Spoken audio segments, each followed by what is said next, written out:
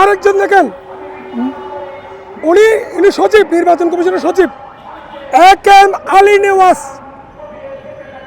জামাতের খাস লোক, জামাত ছাড়া কিছু বুঝেন না। আরেকটা দেখেন মনির হোসেন, উপসচিব মনির হোসেন আরেক ডাকাত। নির্বাচন কমিশনে যত নিয়োগ বদলি, নির্বাচন কমিশনের যত কাজ আছে এই মনির হোসেন এগুলোতে জড়িত। এই আনোয়ারুল ইসলাম সরকার, এই ব্রিগেডিয়ার সানাউল্লাহ ভোট ডাকাতিতে পুরোপুরি জড়িত। যেভাবে হোক জনগণ ভোট দেখ আর না দেখ, তারা জামাতকে জিতিয়ে আনার অপচেষ্টা ষড়যন্ত্র করছে। এই ষড়যন্ত্রে যুক্ত কে? আখতার আহমেদ সচিব, নির্বাচন কমিশনের সচিব।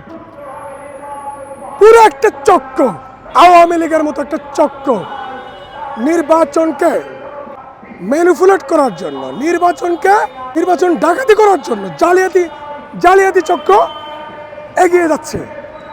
রাজনৈতিক দলগুলোর মাথা ব্যথা না, ঠিক আছে? তো এই ভোট তো দেওয়ার কোনো মানে হয় না।